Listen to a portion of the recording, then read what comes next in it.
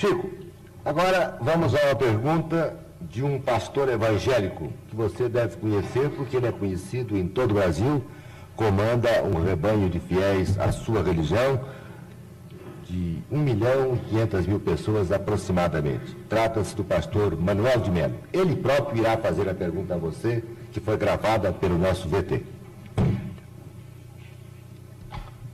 Boa tarde, Xavier. Meus cumprimentos.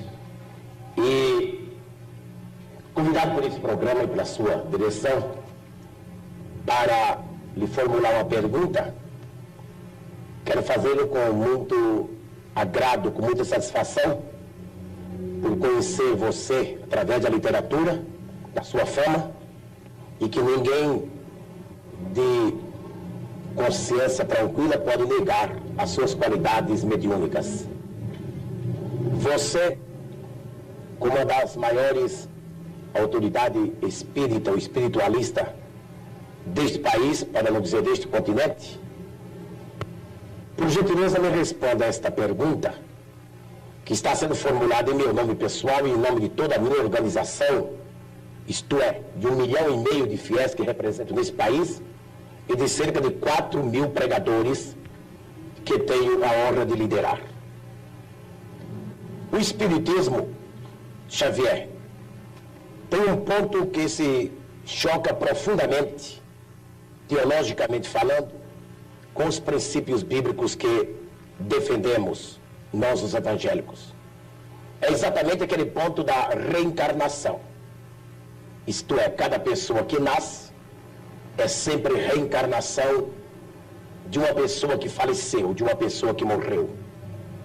Assim, é apregoado, ensinado pelos espíritas no mundo inteiro.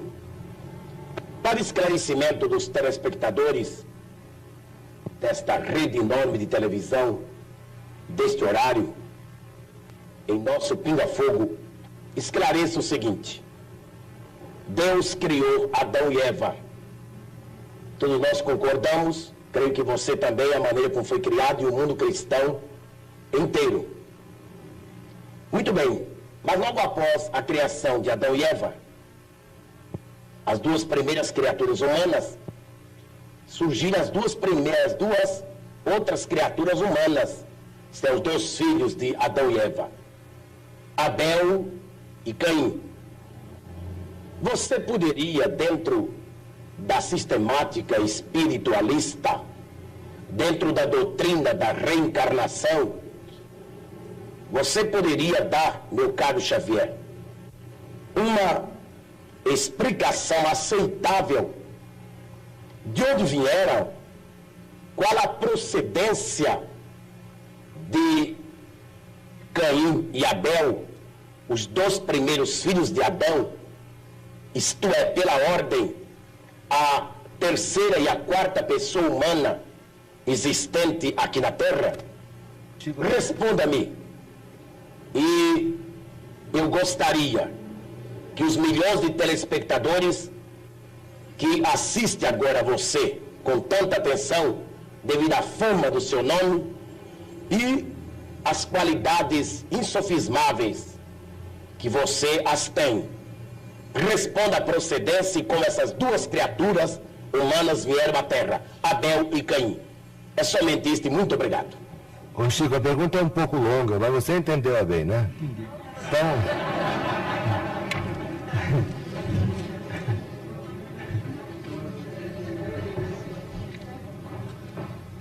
A pergunta do nosso caro amigo, que nos interpela a respeito do texto bíblico, está emoldurada de tamanho carinho que inicialmente nós agradecemos esse tom de fraternidade e ternura humana com que ele emoldura a questão para se dirigir a nós. Muito obrigado ao nosso caro pastor evangélico, senhor Manuel de Melo, que nós todos admiramos como sendo o orientador desse grande e brilhante movimento que é Cristo para o Brasil. mas sem desejar fazer contra-perguntas, porque às vezes a contra-pergunta não é uma prova de consideração para quem perguntou, mas a Bíblia é o nosso livro santo, livro de todos os cristãos.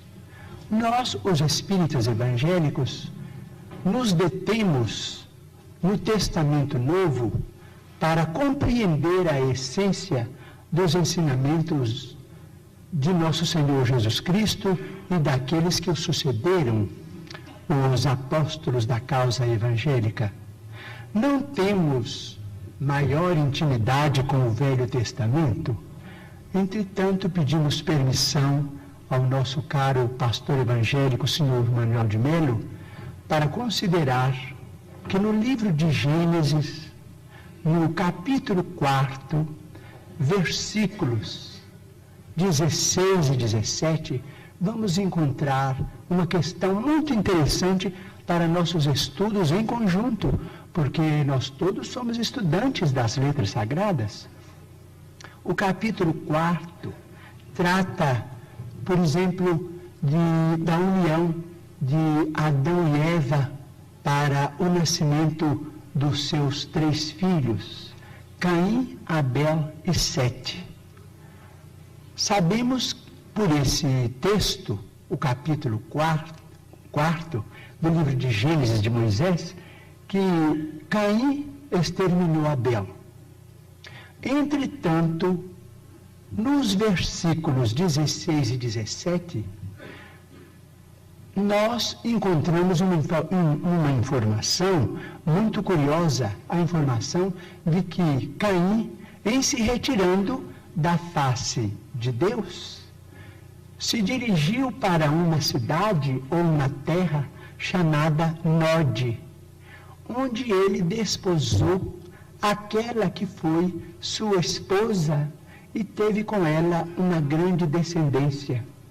Então, estamos perguntando se determinados textos do Antigo Testamento não seriam códigos que nós precisamos estudar com mais segurança para não cairmos, por exemplo, em contradição do ponto de vista literal. Nós precisamos estudar com técnicos e pesquisadores de história, que nós os temos hoje em todas as direções. Digo isso com o máximo respeito, porque se Caim matou Abel antes do nascimento de Sete, mas casou-se numa cidade chamada Nod, onde encontrou a sua mulher, aquela que foi sua esposa, e com ela teve uma grande descendência, o assunto exige estudos especiais de nós todos. Porque, segundo a criação no jardim edênico, a família inicial teria sido constituída pelas 4 pessoas às quais se refere o nosso caro pastor evangélico, senhor Manuel de Melo, Adão, Eva e os 2 filhos primeiros do casal. Vamos estudar então a questão com respeito à reencarnação. Mas o Manuel de Melo tem que estudar também, né? Todos nós. Então vamos chegar a uma conclusão.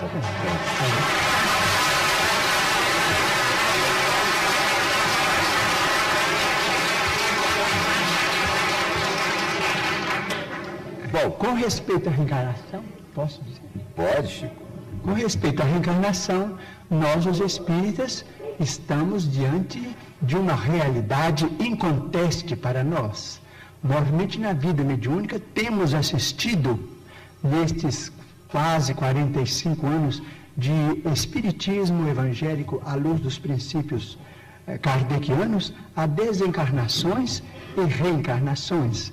Mas permitimos-nos também perguntar ao senhor Manuel de Melo, nosso caro pastor evangélico, senhor da pergunta, e também aqueles que fazem objeções contra os princípios da reencarnação, permitimos-nos perguntar sobre o sofrimento das crianças.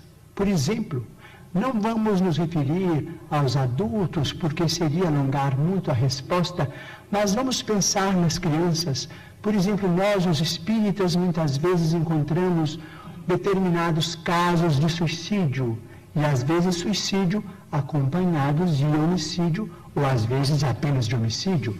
Mas vamos encontrar esses problemas do complexo de culpa levado para além desta vida, e depois esse complexo de culpa renascido com aquele que é responsável por ele através de sofrimentos que só podemos entender através da reencarnação.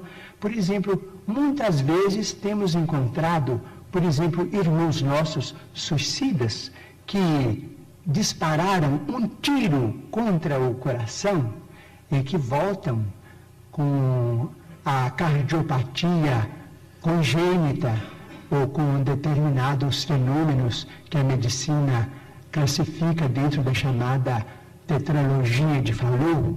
Nós vimos companheiros que quiseram morrer voluntariamente pelo enforcamento e que voltam com a paraplegia infantil, comumente chamada de enfermidade de Lytton. Nós vemos muitos daqueles que preferiram o veneno e que voltam com malformações congênitas, com problemas miopáticos, com o mixedema, aqueles que às vezes violentam o próprio ventre e que voltam também sofrendo as tendências e que às vezes acabam se desencarnando com o chamado infarto mesentérico. Nós vimos, por exemplo, aqueles que preferiram morrer pelo afogamento para se retirarem da vida num ato de rebeldia contra as leis de Deus. Vemos, por exemplo, aqueles que preferiram o afogamento e que voltam com o chamado enfisema pulmonar. Aqueles que dispararam tiros no próprio crânio e que voltam com tantos fenômenos dolorosos, como, por exemplo, a idiotia, a acromegalia, quando o tiro, vamos dizer, quando o projétil alcança a hipófise, porque nós estamos em nosso corpo físico subordinado ao nosso corpo espiritual. Então, principalmente nos fenômenos, os fenômenos decorrentes do suicídio por tiro no crânio são muito dolorosos, porque vemos a surdez, a cegueira, a mudez congênitas, e vemos este sofrimento em crianças incompatíveis com a misericórdia de Deus, porque nós sabemos que Deus não quer a dor. Diz Emmanuel, se Deus quisesse a dor, Ele não teria nos dado anestesia através da medicina. A dor é uma criação nossa. Chegamos ao além com determinado complexo de culpa e pedimos para voltar ao corpo, trazendo as consequências de nossos próprios atos menos felizes.